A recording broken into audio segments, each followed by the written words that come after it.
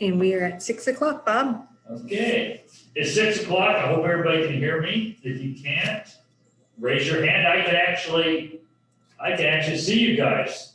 And who's not raising their hand or who is?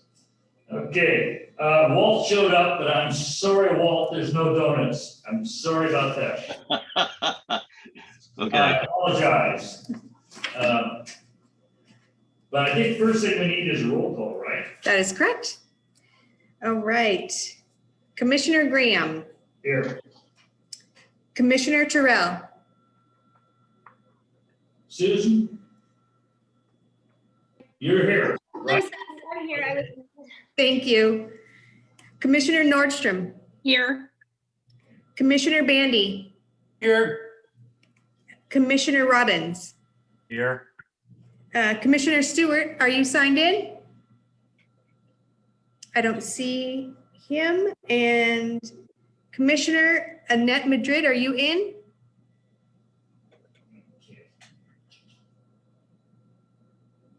I don't see her. Okay, so we have 5 in attendance, so we do have quorum. Thank you very much. Now, if you raise your hand this time, I can actually see who's raising their hand. When I was home, I couldn't get y'all, so that's why we're down here at City Hall, so I can hopefully move the meeting along a little faster. From the minutes, Mr. Chair, just want to let you know Anthony Stewart has arrived. Apologies for my delay. Perfect, thank you. Annette Madrid is here. All right, we have everybody. you have to read the minutes, or do you want us to read the minutes? I think the key to these minutes were, here's the proposed recommendations we have to the proposed code. One, that the city require a wireless provider to repair damage, remove the word may. And second point, franchise pay for the remove the device.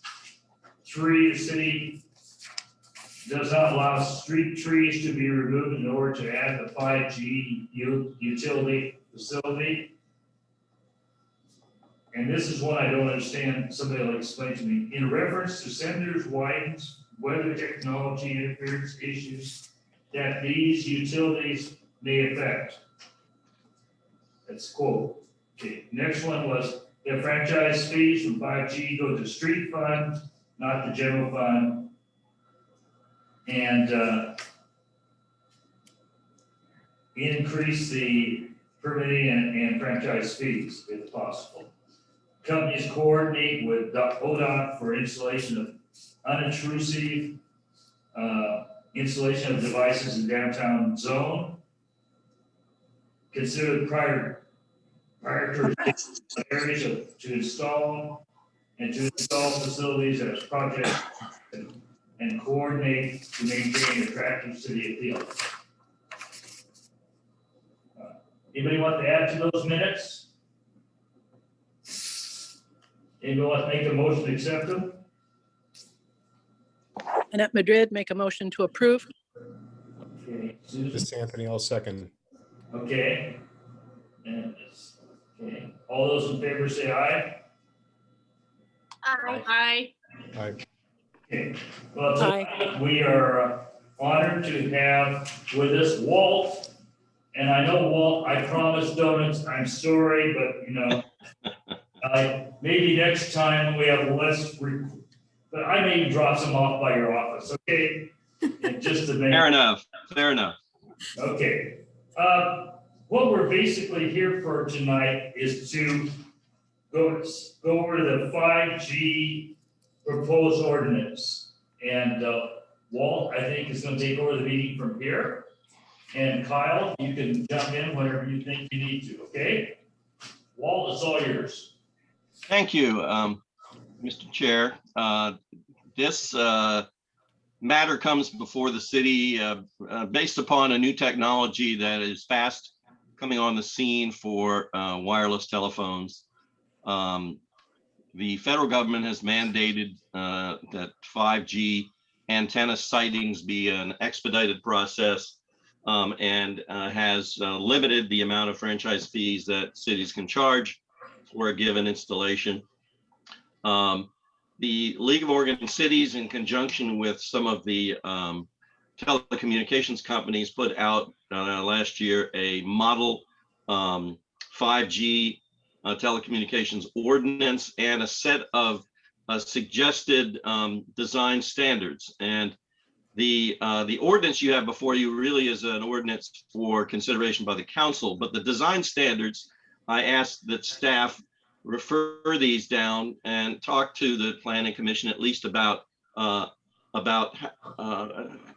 whether those standards seem appropriate for the city of Carlton. If not, what additional changes might be appropriate, how they're planning, whether the planning commission wishes to amend the development code to incorporate these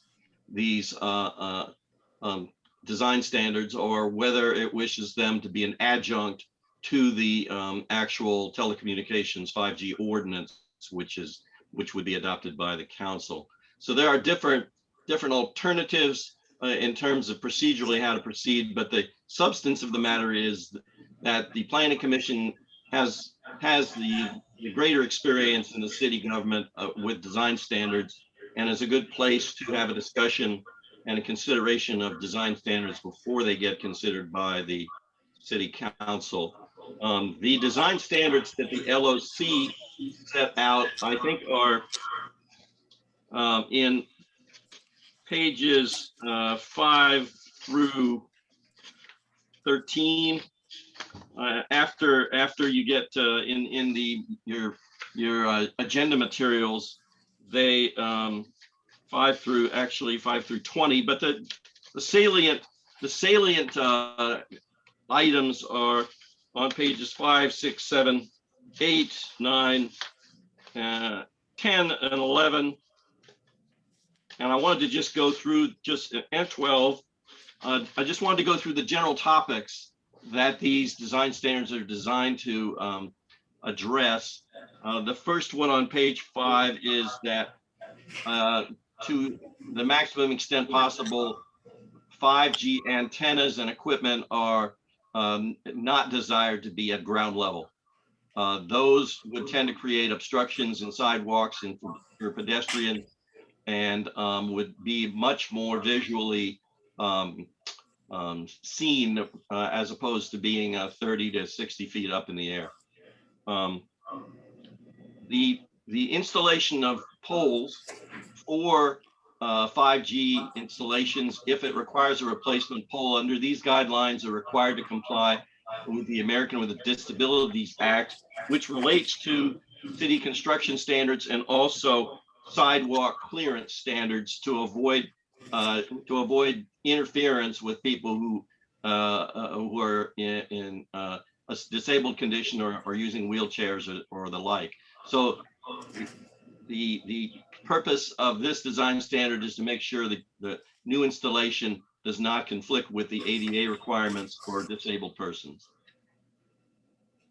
On page 6 of those design standards, there is a prohibition against using 5G poles for advertising purposes, and that's really an intent to avoid the commercialization of these facilities. You don't want a little signage board that might have a flashing signal where somebody's paying for advertising on a city street. Also, there is a requirement in these standards that a 24-hour emergency telephone access number be placed on the 5G facilities, so that if emergencies happen or there are problems with safety issues, there is a point of contact for immediate contact on a 24-hour basis.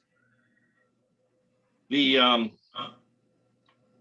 standards address the number of poles that can be within a given area, because the problem with 5G, unlike your traditional high cell tower, which covers a broad span of area, these 5G antennas are only good for between 250 feet and 1,200 feet of distance. So you have to have many of these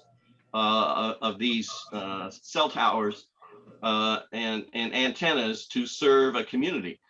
In your materials, I think you might have seen some materials from a Tiger that indicate that they estimated it might take 300 5G antennas to actually serve Sherwood. Now, Carlton's not as big as Sherwood, but it's not tremendously smaller either. So it's, in terms of area, you can expect that there would be a multiplicity of these facilities that would need to be sited. And therefore, the guideline attempts to limit the volume of facilities within an area. It also attempts to limit the volume of antennas that can be on a single pole. And so it also prevents poles from being illuminated, so that you don't have lighting that people find distracting or coming in their windows at a height that they wouldn't normally see. It says that small wireless facilities, now I'm really still on page 6, says that small wireless facilities may not displace street trees or landscape features unless, and there's some exceptions to that, but the general rule is that these facilities are designed not to result in damage to or displacement of existing landscaping.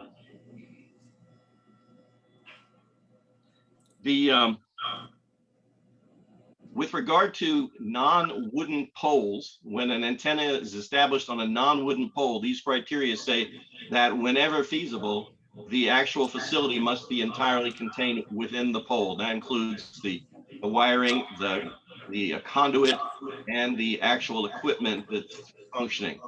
And so some of the pictures that you saw in the City of Sherwood PowerPoint presentation that was in your materials show that on top of these poles, you see the little stubby end of these poles that is actually the antenna itself that's being designed to be rather innocuous. And I think you're going to see a number of designs in the future, but that's certainly what the guidelines are trying to do when they propose that to the maximum extent feasible, that these facilities have to be within the pole itself and not an appendage to it. And they can be an appendage if that's the only way they can do it. And that would be an example of all your wooden poles, which are solid and don't have a hollow core. So any of the telephone poles that are PGE poles that are not hollow, you're going to have an antenna attached to the outside or to the top, as opposed to within the pole itself. Page 7 of the standards talks about the NESC electrical code standards applying to these installations. That's an important provision. There is a requirement of a 50-foot limit on height to these poles, which is quite a bit lower than the existing cell tower poles that are currently serving most communities. There is a requirement under section 3 on page 7 that to the extent technically possible, new installations and the installations on poles need to be consistent with the type of poles that are in a general area within, I believe it's somewhere in the standards, it's within 500 feet or so. And so they have to match the approximate material and design of the surface of the pole that they're being mounted on.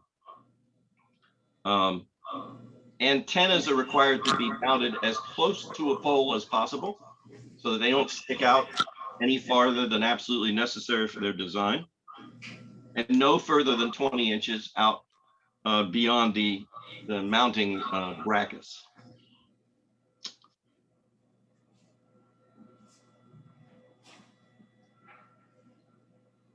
Under number 7 on page 7, the antenna equipment must be attached to the pole unless the pole owner allows otherwise.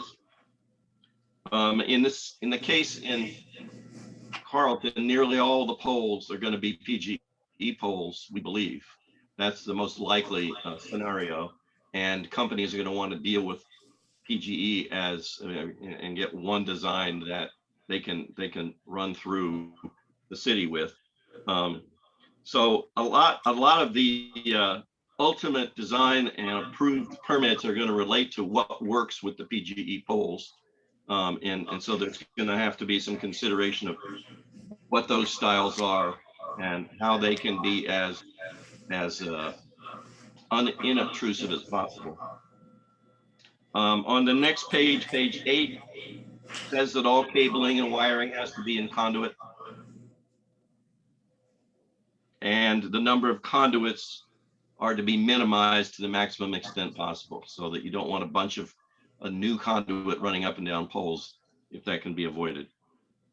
There's a standard for non-wooden light poles that is set forth under D on page 8, which requires that on non-wood poles, all fiber, that's cabling, fiber optic cabling, needs to be put within the pole, inside the pole, and not run on the exterior. It says on the next page that small wireless facilities can be attached to new poles that are not replacement poles under section C and D. And it says under that antennas, antenna equipment, associated equipment closures shall be fully concealed within the structure unless that's not technically feasible. A lot of these terms, technically feasible, we don't know yet what they mean because 5G has not yet come to Carlton. To my knowledge, there's not been a permit request made, but it's not far off, and it is a timely thing to be considering at this time. Because if there are no permit standards, it'll be difficult to have any control over what is being installed within the city.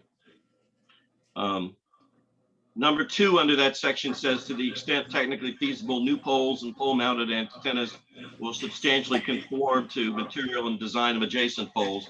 So that's an aesthetic standard. It also sets a height limitation for new poles of 40 feet, which I personally like. I think getting too high is a problem. On the next page, it says that for undergrounding requirements, they're going to be subject to the same criteria aesthetically as for above ground. Now that essentially means that all the facilities are going to be located within underground conduit. Now that's probably not going to be the case in most of the city.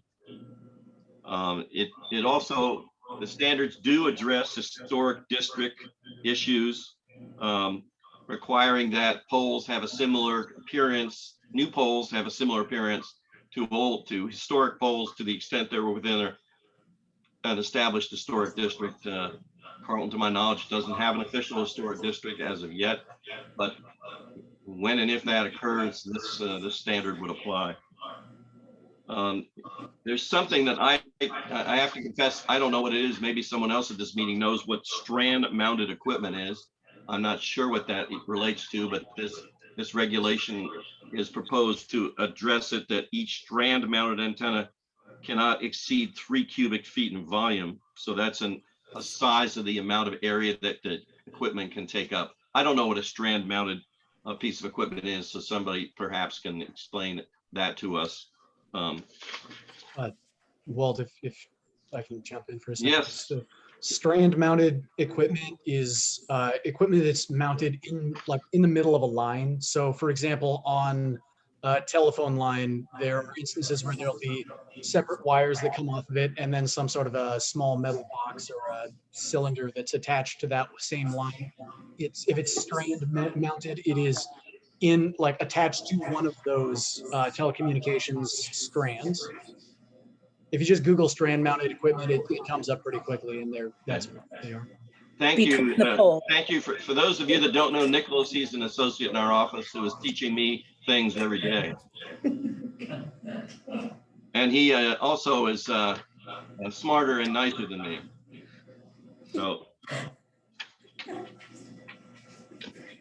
the FCC is regulating this area of 5G, and it has mandated that an applicant can obtain deviations from local standards if they can meet several, one of several criteria, one of which being technical feasibility.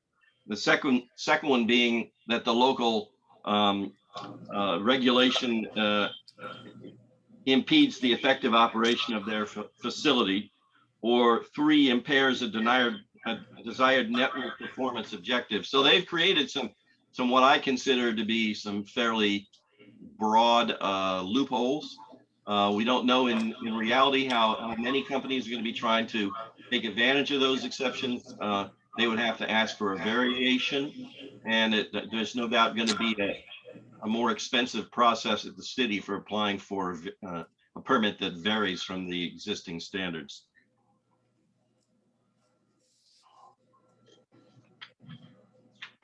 Finally, just to finish the introduction to this topic, the FCC has adopted what they call a short clock information system, which you have a copy of in the materials.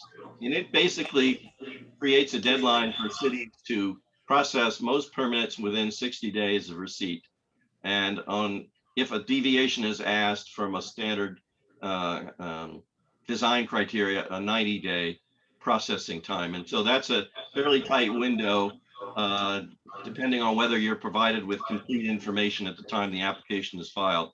You can do what's called toll that requirement of 60 days or 90 days. If you write within a certain number of days after the application is filed, you must write and notify the applicant in writing that their application is deficient, it's incomplete, and tell them it's precisely what it is that they need to provide to make it complete. And on the date that they provide it, that the clock starts running again.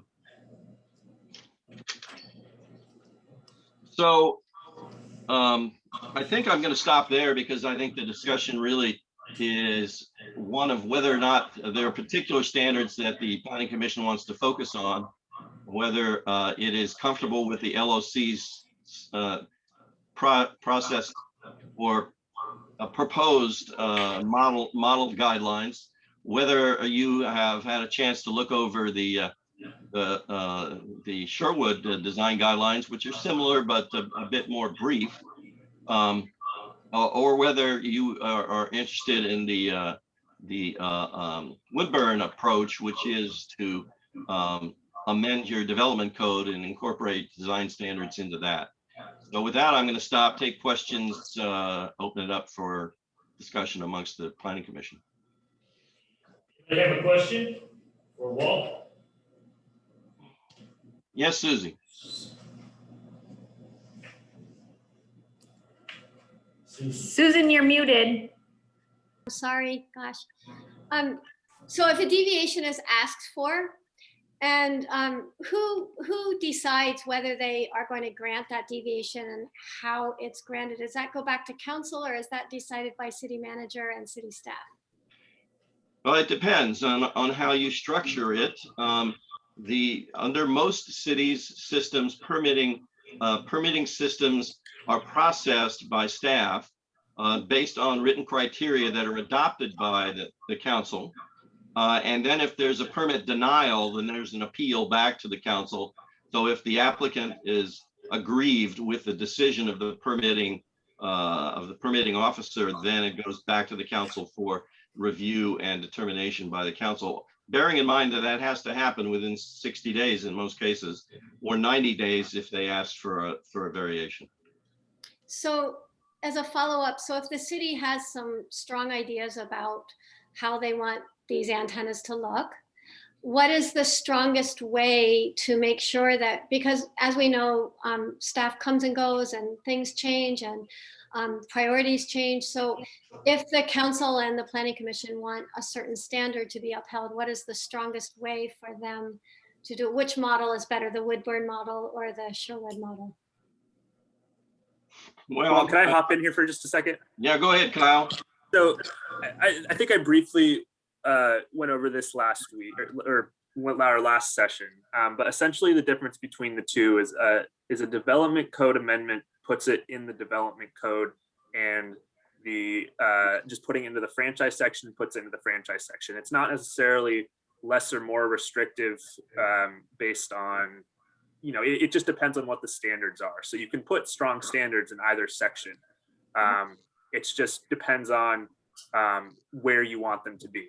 And it's an easier process for both the city and the applicant if they're in the franchise code, because it makes it separates it from the land use process, which is a completely separate process from really what we're looking at here in most cases. But either way, it's whatever standards you choose to put in the code are the standards that they'll have to abide by. So it's not necessarily that one's going to be more strict than the other. It all has to do with what the standards actually are that you choose to implement. And equally important there is the process that you might have for if a permit is either approved or denied, notification can be required to be made of that approval, and then anyone can have the opportunity to object to the permit as not complying with the standards. And at that point, typically it would go before either a hearings officer in some cities, or in other cities, it would typically end up at the planning commission or potentially the council, depending on where it is, if it's in your development code or in your franchise code. So normally, like most permits, they are processed based on the criteria at a staff level. Otherwise, you bog down your system really fast with permit applications. But I think it's important to have an effective appeal system that allows people who disagree with the decision to, one, have a way of knowing about it, and two, have a way of appealing it so that there can be a quick resolution of that appeal. Here, the FCC has made it really tight because you only have 60 days. And quite frankly, the development code doesn't accommodate that, because if it's in the development code, it's probably a land use decision, probably appealable to the Land Use Board of Appeals, which has a 120-day appeal time of its own. That's after you finish up at the local level. So I am not certain that the time frame kind of fits to put it in the development code, and I don't think most cities are doing that, but it's possible. It's just that if you don't make your decision within that time frame, the city can be taken to court on a writ of mandamus to issue the permit based upon the fact that the time has run out to disapprove it. Thank you. You're welcome. Heard that very thoroughly. Anybody else have a question? Jennifer? Randy? Hey, Bob, this is Anthony Stewart. I do have a question. Yeah, My understanding is that Carlton does not have a historic district downtown. Is that correct? it does not. I believe that's right. That's right. There are If- historic properties, but there is not an actual district. Is there any effort of presently known that is in the process of seeking that designation, either on behalf of a private citizens group or the city itself? I'm not aware of one. Neither am I. Okay, I just didn't, if there were local stakeholders that might, our planning might incorporate their, at least their position, but What If I the- will add to that, though, is that downtown Carlton does have a number of they do have a downtown district and multiple downtown sub-districts that have design standards that are pertinent to each and unique to each of those sub-districts. So one of the things that the Planning Commission and the council could look at doing is and what is similar to what Sherwood did, I believe, or is in the process of doing, is mapping those standards to require these 5G or small cell facilities to match the appearance and the design requirements that are in the development code for the downtown districts, so that they're compatible with how the lights look, how the light posts look, and various design standards around how the downtown currently looks. I would think for the local businesses, the charm that Carlton has would be, we would be wise to preserve that component. On some of the other ways into town, it's not as essential as long as they're not obtrusive. And based upon the fact that they're going to be mostly PGE, I think there's a natural incentive to do it in a tasteful way. So I don't anticipate having any of these franchisees or franchisors, I don't recall which are which here, but Franchisees. I would not anticipate that they would approach this process in a callous fashion. They have reputational interest to protect. And so if we have reasonable standards that incorporate some sensitivities, I think that that would be helpful, especially for the downtown charming areas. The one thing I would add to that is that where the LOC's proposed standards talk about historic district, you could substitute in Carlton's version of that, the downtown district and the downtown sub-districts, so that the design standards that are applicable in those areas would be the ones that the polls need to try and conform to and emulate. Yeah, I think that is something we really have to do, because that's definitely something that we're all concerned about, is the downtown area. Yeah, I agree. We do have, like they say, design areas. We have a design area for the business area of downtown Oregon. And basically, when they put that building across the street from the tavern that everybody thinks CIA or whatever it was, they tried to match their brick exactly to what they had. When they couldn't, they actually came to the planning commission and said, look, we can find this closest we can find to it. So there is standards in there, and so the planning commission did rule, yes, you could go along and do that. Because they what I would add to that is that some of the standards in the development code are meant for planning commission or staff interpretation, whereas what we're looking at for these standards is we probably want them to be able to be interpreted relatively easily from a clear and objective standards during the permit review. So for instance, in the downtown district, there's design standards for, each of the sub-districts that are worded as such, must conform substantially or must take on the appearance of or match the appearance of. So I think as council's going forward, it should be clear that if we're going to put in such standards, they should be able to be reviewed in an objective manner, because most likely they're not going to be able to be, they're not going to come before the planning commission for every single one of these permits, like a site design review for a building might. So if that makes sense, I guess what I'm saying is we want to make sure the standards are ultimately clear and objective rather than subjective.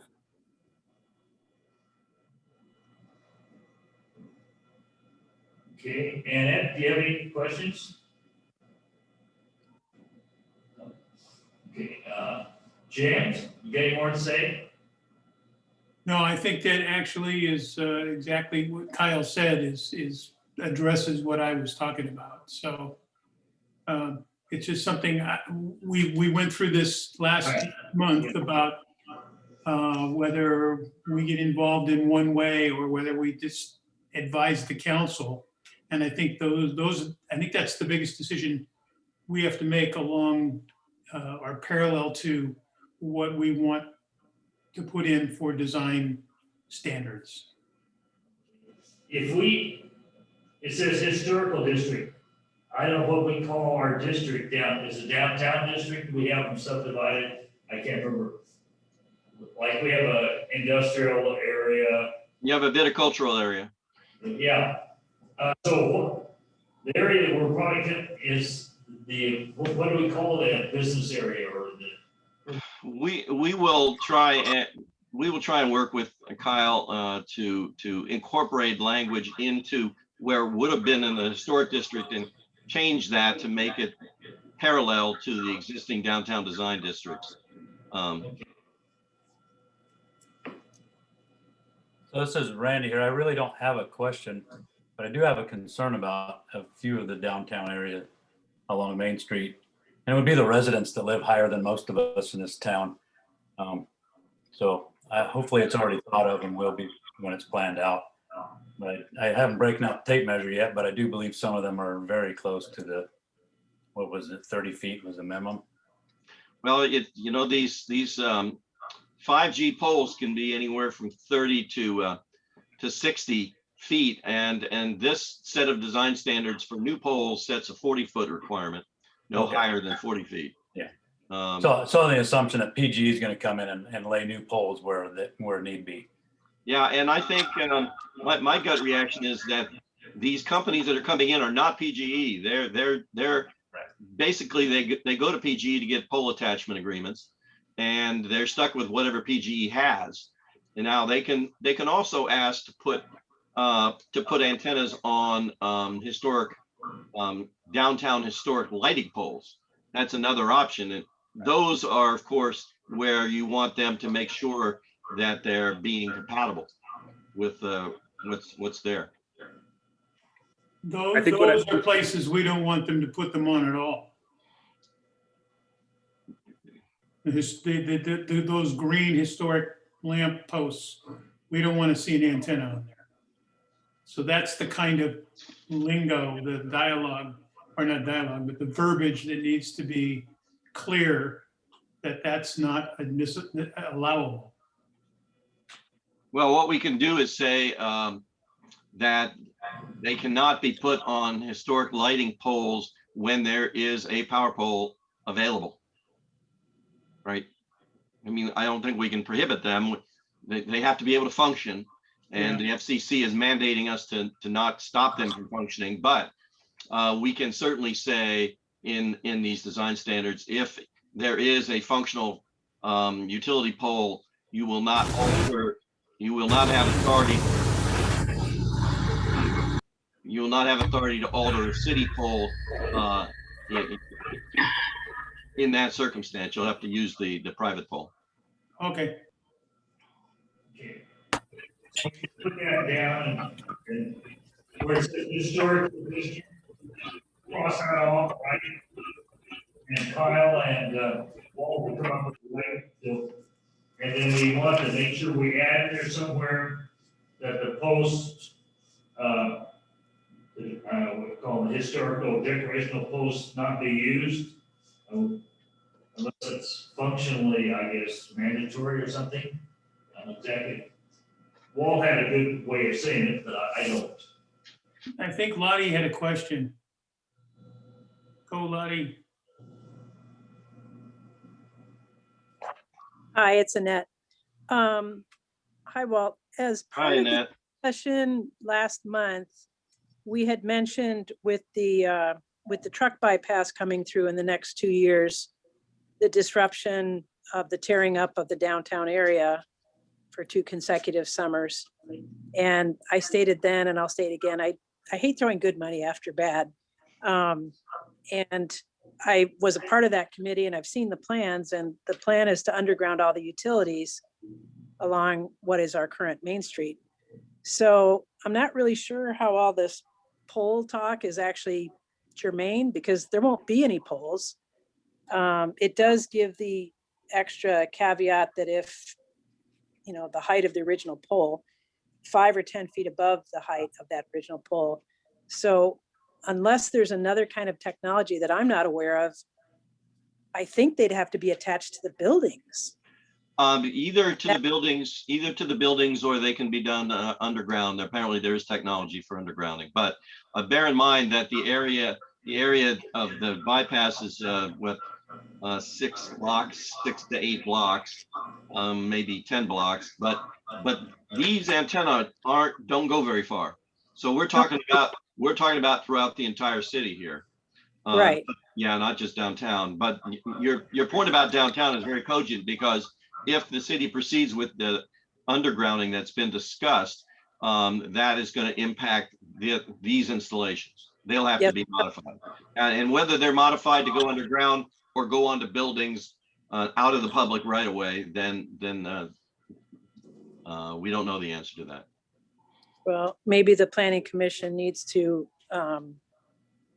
bear that in mind, so that when this project happens next summer, that we actually have verbiage to deal with it. You might want to take a look at your downtown design standards to see that if people are going to attach antennas to buildings, that they're done in this way and not that way. Correct. So, yes, I concur with that. So I'm a little bit, when we talk about the Sherwood versus the Woodburn, I understand it's more of a process to go through,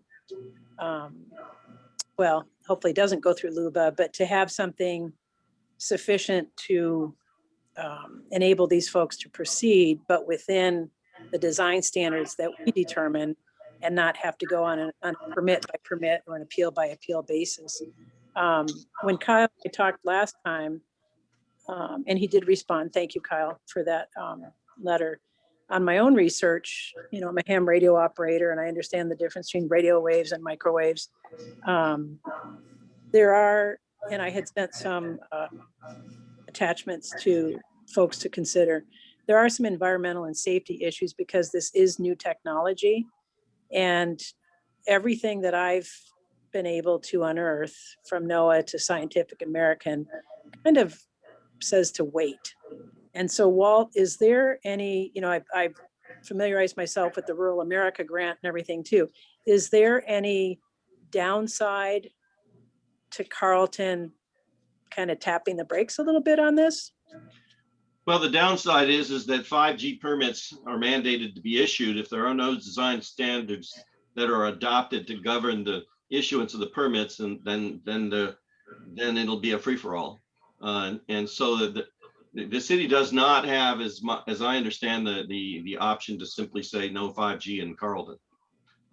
Congress has preempted that, and so it's a question of how you interact with these companies and what level of regulation you're going to put them through and what standards you adopt that might be slightly different than the next city over.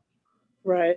And I understand the dynamic there that, this is big money for them, district by district, and it's going to be a bidding war among all of the phone companies anyway, as it always is. Right. But a little bit hesitant in terms of, marketing creates need.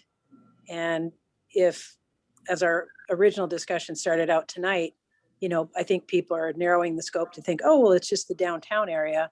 And when I was questioning last time, my calculations, given the Sherwood model, it was every 500 to 1,200 feet. And using the conservative 1,200 foot estimate, I was coming up with something like 240. But if they're every 300 feet instead of every 1,200 feet, you can see the problem. By that times 4, yeah, talking literally thousands of these within our little town. So it's a conundrum. It is a conundrum, and one of the things that the draft ordinance that the council is going to consider is the issue of permits that are put in batches, and so those and handling those as groups of permits as opposed to individual permits, and processing them in the same amount. The FCC requires that those be processed in the same amount of time as an individual permit, which is challenging. Well, I actually have a question for you that you might be able to answer. I was right. doing a little bit of research, and I saw that some cities, and this goes back to what is allowed to be limited from the FCC order. I saw that some cities only have them in their commercial districts. Is that true, or is that not something that is true? The city hasn't asked us to delve into it in that depth, so I don't know the answer to that. I'm not aware of a limitation that lets you do that, or whether they're just doing that and waiting to be challenged. It's hard to know. Right, and I think my follow-up to that would be if the council wants us to, we could certainly ascertain whether there's any case law on that question. You're right, and my follow-up to that would be, and this is more of a suggestion, would it be possible to get someone from one of the authors of that LOC paper who might have some more expertise on some of this information with regarding to spacing and some specific placement that's already been going on, to either come to before planning commission or come before council and maybe ask some of these, or be able to answer some of these more specific questions about districts and what specifically we'd be looking at in terms of spacing for Carlton versus a city like Portland or something like that, and if there would be differences, because that's something that I personally am not completely aware of or sure of, and I think could be helpful as council moves forward, at least. And I think because of the newness of this topic and the lack of experience of any of us in dealing with this 5G issue, which is emerging over the last 12 to 18 months, that the council, at least the council, would be well served to have one of the LOC people who work on the model ordinance come make a presentation and be able to answer questions to the extent they are able to. That'd be wonderful. Susan, did you have your hand up? No, I'm just giving a thumbs up to the LOC idea. Okay. And then, I want to make sure I was muted, unmuted. Would there, and I guess this is a Kyle Walt question, would there be any merit to perhaps working with our own, and it's the Carlton Downtown Business Association is the formal group. Would there be also any merit to working with them and or possibly offering up the downtown as our test ground? And then if they apply for their permits, I guess they'd find out soon enough that the downtown's going to be ripped up for 2 years in a row. So they could deal with that. And is there any thought that we could offer that up to essentially meet, and it's not a law, but you said the FCC is pushing this. But this is coming out of the FCC is operating based on federal law for the 5G stuff.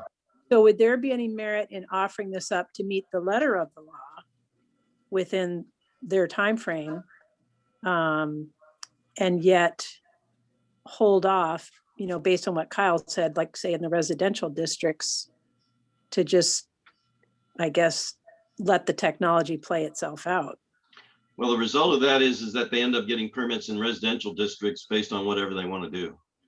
Can't we say, well, we're just offering this at this time, and is there any way for us to bar or protect those other areas? I don't believe so, because we cannot do anything that obstructs the efficient operation of their 5G system.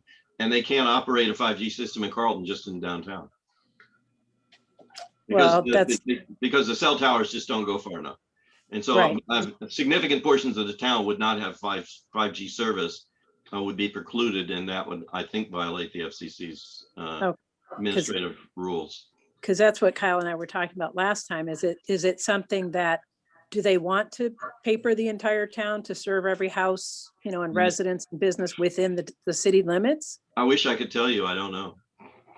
Because, for instance, there's a new subdivision going in with 170 homes, and the type of lamp posts that were in the Sherwood packet, and we could just say, well, there's this great new development going in, go ahead and put them up in there. And I don't know, it'd be interesting if there would be a way to not necessarily stop it, but to piecemeal it and to just let the technology play itself out. Because the people I've talked to, some IT people with the county and whatnot, the concerns that they have are the faster the speed, they said the easier it is to mine people's personal information.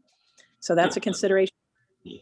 Yeah. And I really can't speak to the politics of that. So that's but those are cogent issues for the council to consider in terms of the adoption of the ordinance, and whether they want to try and limit the access in some fashion, and are willing to take the challenge, defend the challenge to that from whichever company goes first. Yeah. And then, no, wait a minute. And then, I'm sorry, Jennifer. Oops. Okay, I'm gonna get the names right in a minute here. Susan, I think you had your hand up first, and then Jim, okay? Susan first. So I think I can speak to a little bit about like the incentives for these 5G companies to come into the city. It's actually really expensive for them to put their technology in, and coming to these small rural communities actually isn't at the top of their list. And then also like in cities like in New York, they, in big dense populations, they can like to put their technology in, but then they are disincentivized to put it out in the further rural areas because that's expensive and they don't have as many customers out there. So it would appear to me that I think we have, just by token of being a rural community, we may be last on the list to even get this 5G, which is, I mean, I guess depending on how you fall on the side of loving it or hating it. Right. You know, the other thing to consider is we all already have in the new subdivision, they already have fiber optic. So Northwest Online has already strung their fiber optic cable through that new subdivision. So I don't know, I guess I think as these are built, I think the new technology are either incentivized or disincentivized to already invest in those new subdivisions. So, and I guess when you think about it in terms of equity, if you're someone who thinks that 5G is an important tool for equity for education and for other purposes, then you would not want to collect it in one part of town. You actually would want to incentivize the company to invest in the whole community. But that obviously depends on whether you are pro 5G or anti 5G. So those are just some thoughts that I had. Sure. Yep, James? Yeah, and you can call me Jim, but my thinking, it kind of goes along with Susie's and Annette's, and that is that new subdivision is a perfect negotiating focus that we could use to keep it as a slowed process by saying, hey, look, here's this new community. They're going to all be wanting that new technology. Why don't you all try yourselves out there, and we move on with the next phased negotiation after that. And Kyle, I don't know if that's possible, but Well, I think the issue with doing something like that, and it's like Walt said, it's they're allowed to do what they need to do from what I understand from the law. So by not instituting standards throughout the city, we're essentially opening the door for them to be able to do whatever they want in terms of where they're putting their equipment. So And yes, what they're putting there. sir, yes. So yeah, in an ideal world, yeah, we'd be able to say, hey, try it out here and then go there. And that might be something that these companies are willing to do. It's just whether we want to look at it from a perspective of we can negotiate with these companies about where they're going to put their stuff versus do we want to make sure we're covered in the event that they do want to come in and put 300 small wireless facilities all over the city. So that's kind of, and being a planner, that's kind of where I'm looking at it too. You want to at least be a little proactive and protect yourself. Right. So sure, I think Susie's right in that there's probably a slightly smaller incentive to come to a city like Carlton than a bigger city, but it's always good to have these standards in place should that happen, especially with these subdivisions coming in. And following up on Kyle's earlier comment about to the maximum extent possible, you want clear and objective standards for these folks so that they can't argue with you. In the newer subdivisions, which all have metal hollow post streetlights that were installed by the developer, and I'm thinking of 7th Carlton Crest plus the newer subdivisions, all those areas which are not insubstantial, you might have a design standard that requires them to have something that's on top of one of those existing posts and which is entirely within the pole, so that it's as innocuous as possible. It's not really very noticeable if it's simply 12 inches, a part of the pole which sticks up 12 inches higher than previously.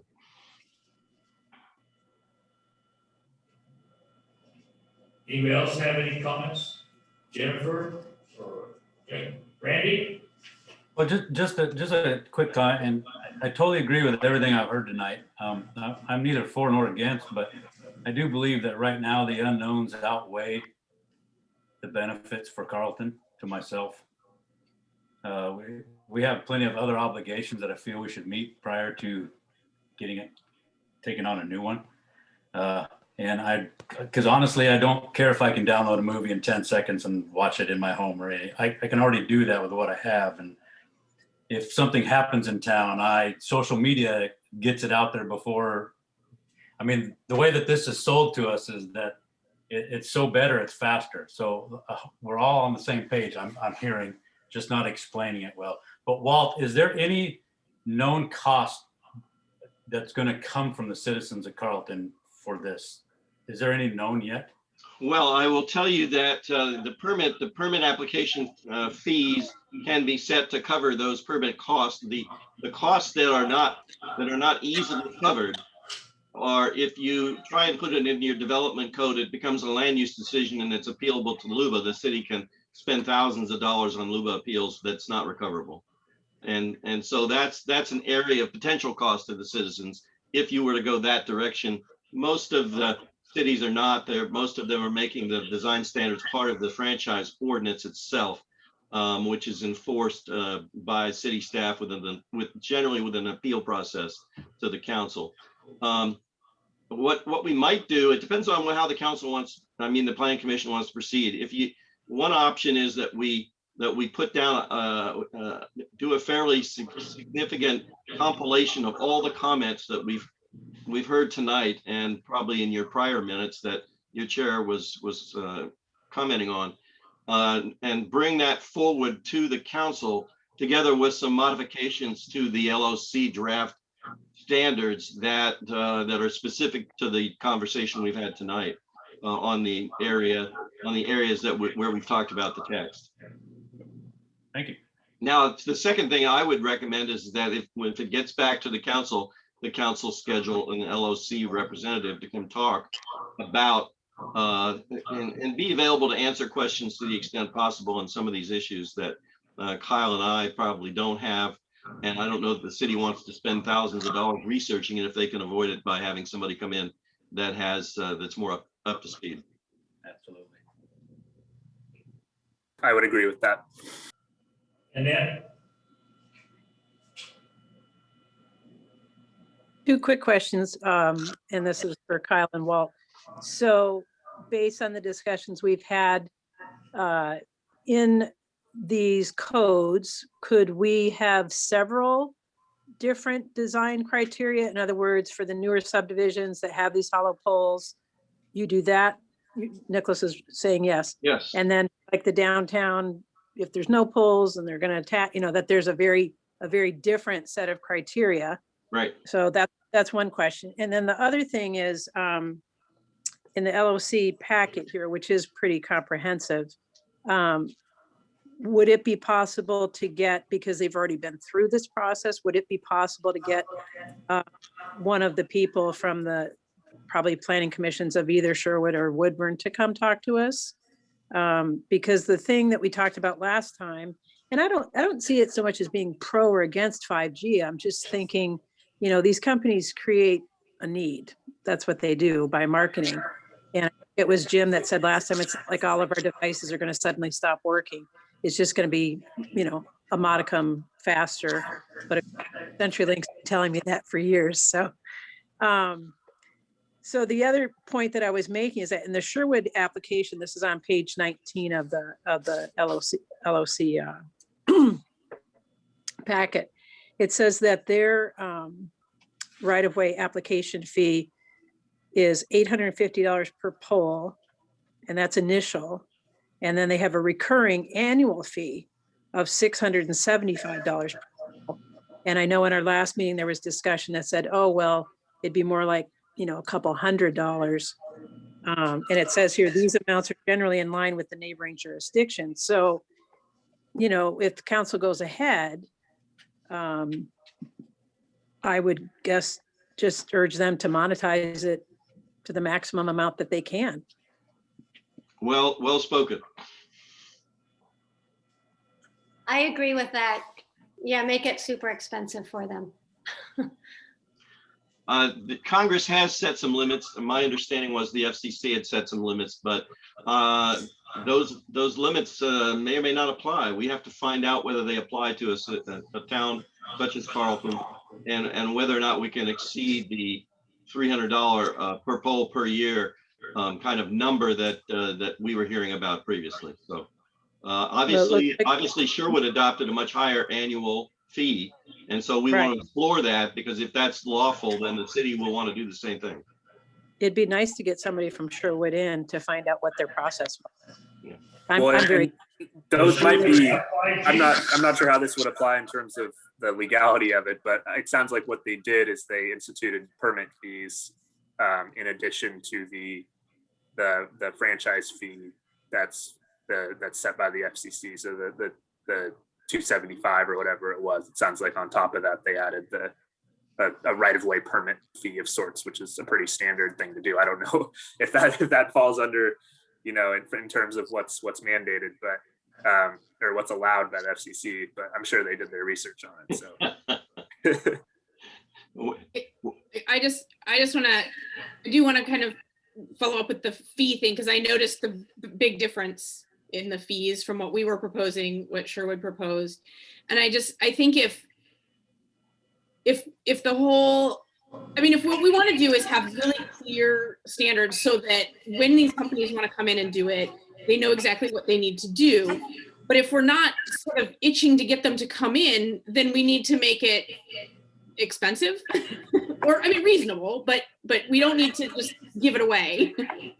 And then we need to have strict enough guidelines where they say, well, are we ready to work within that or not work within that? And so when they're incentivized to be here, when they want to afford the fees and when they want to meet the criteria. So I just think that given that the sense here does not seem to be, yeah, let's get them in and let's get all this stuff put on all polls as soon as we can. It does seem to be like we can take the time to be very careful about what we want. But I do agree that we should probably try and put in something that takes all of Carlton rather than sort of, here's what you can do. Because I don't think it's our choice as to where they want to put them. I think they're going to decide where they want to put them, where they want to apply and where they want to put, what are they willing to pay the fees for? So I think the clearer we can be about what it looks like in this subdivision, what it looks like downtown, what it looks like in this area, I think then they can decide what they want to do. One thing to mention, so through the League of Cities application packet in the forward, they reference the FCC's decision that gets involved, and this is FCC 18133. In FCC 18133, they talk about fees, local fees and state fees that can effectively prohibit provision of wireless telecommunication services. They have to represent a non-discriminatory and reasonable approximation of the locality's reasonable costs. So there's only a certain level you can break it to, and it still has to be an approximation of your reasonable costs. So you can't just ratchet it up to like $2,000. That's reasonable. It's something that must be close to the costs involved in the actual application itself. So presumably the Sherwood model, that's roughly what they expected it to cost to permit that process. Well, and I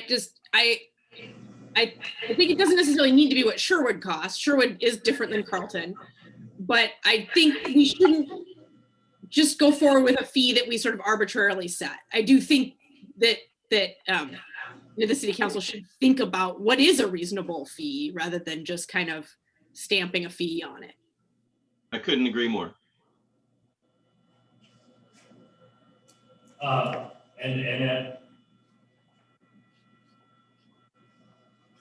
the other thing too is a lot of this discussion has focused on PG&E polls, of which during those 3.5 days that I didn't have power, there were 4,900 down just in this area. So PG&E is going to have a huge outlay of storm damage repairs to make. And that might just buy us quite a bit of time. The other thing too, and the IT people I spoke to, is they were like, meh, 5G this year, 7G next year.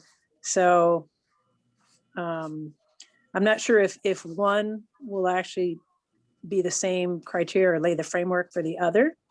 It may be a tempest in a teacup, but I think it is wise to have, not necessarily prohibitive, but to have high standards in place and certainly not be taken advantage of by throwing the baby out with the bathwater and not being prepared. So I'll leave it at that.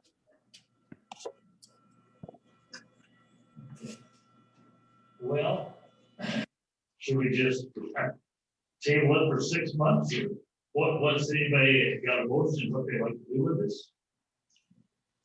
This is Anthony. I don't think we should be just tabling this for large periods. I think the better course of action would be to initiate over the next couple of months, formal recommendations to the council, setting forward at least bare minimums that gives the city and whomever the council decides to designate to have and exercise these review, authorization, and permitting powers, to give them at least some foundation. While we may not expect in the next few months, we would have wished that we had some sort of minimum. There's no reason why we can't table a follow-on discussion with the council, with the LOC, at a 6-month, 12-month intervals as this technology develops, but having some modicum of a backbone, I think, would be essential at this point. I think hearing from the LOC is going to be very helpful. And if we could do that for the next meeting, I think that would be really help, guide us from those expert questions that we need. But maybe sometime over the next 3 months, we formalize our recommendations from a provisional standpoint, or we can call them interim, and then schedule some time 6 to 9 months out to revisit the subject as we've been able to get a sense of the demand from these franchisees, as well as the further development. We're a great town, but we're a smaller town. So there's going to be some more medium-sized towns are going to be going through this, the hiccups, and we can learn from them. So in 12 months time, LOC will probably have further guidance, and there may even be graduated guidance for cities of different sizes and character that we could really benefit from. I would like to add also that that's a benefit. I think that it sounds like we're leaning towards going the franchise method anyways, but that's a significant benefit to including these standards in the franchise section rather than the development code, because if we're looking at amending these standards based on a review, some sort of periodic review, or some sort of, looking at other cities and seeing how they're handling it versus demand, et cetera, it would be a much more efficient and, I guess, less laborious process to be able to make those amendments straight to the franchise code, rather than having to go through the entire land use process anytime we want to make a small amendment to that code. And Chairman, we could, if the Planning Commission would find it useful, we could take our hand at the LOC draft design criteria and do some revisions that implement some of the discussion we've had tonight, and get that back to the Planning Commission for your further consideration relative to your future recommendations.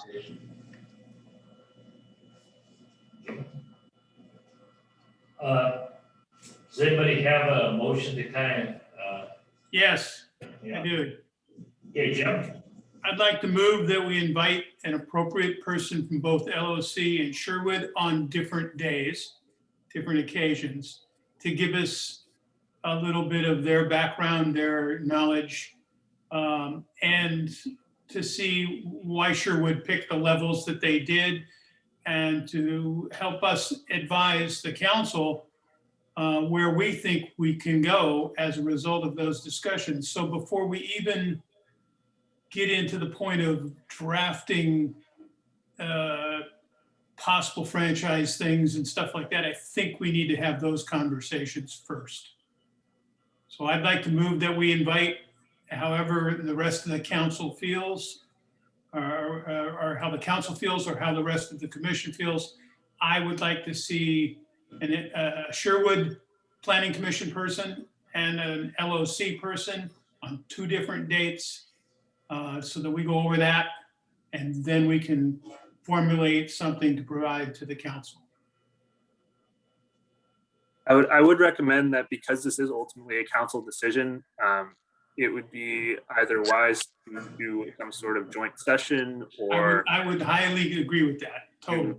to have them involved in some capacity Certainly. that makes sense. Certainly. Or invite them to a council meeting and have, you know, Yeah. I don't know how that would work, but it's Yeah, I mean, it could be that, however Yeah. they're able to be. Mr. Chairman, I don't know how you feel about this, but it may be that we invite the Sherwood person to a council meeting with the council's agreement, and maybe a couple of us to go, and we all sit down and, Well, we've actually had joint meetings in the past, okay, where we had the city council and the planning commissions actually in the same room. And And I, we've actually got, or I think that's what we ended up doing with the marijuana thing. So if that's what if you guys would prefer something like that, that could be maybe arranged, I don't know. I believe that's what Amy offered the last meeting, that we would have a joint meeting with the council. But I do also want to validate James's point of view that we do those folks in separate interviews, potentially different dates. right. I agree. I move that we do what Annette just said and what I suggested. That we invite the council to include us in a meeting on this topic. At the same time, on 2 different dates, invite the Sherwood Planning Commission representative, and on a second date, the League of Cities person, that if they have one that they could provide to us. Anybody second me? Wait, look, Amy, do you have can you read that motion? The motion on the floor is move to invite a representative from the League of Oregon Cities and the city of Sherwood to speak, advise, and guide future discussions on 2 different dates with a joint session between Planning Commission and City Council. Amy, you're wonderful. Do we have a second to that motion? I'll second.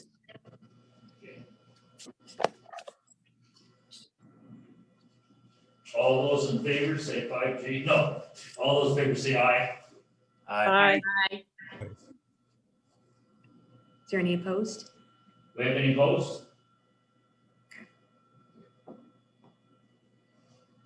Well, Walt, thank you very much, and thank you very much, Nicholas.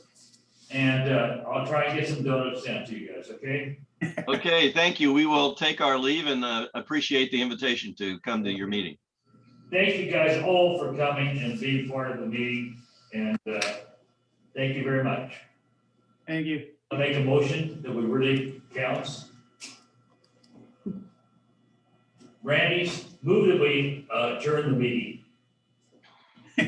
I second to adjourn. Okay. All those in favor say aye. Aye. Aye. Thank you, everybody. Thank you, guys. Have a good night. Hi, Good thanks for coming. night. Yeah, thank you guys. That was super helpful. Thank you. Thanks, Nicholas. Thanks. Yeah, thank you. Amy, thank you.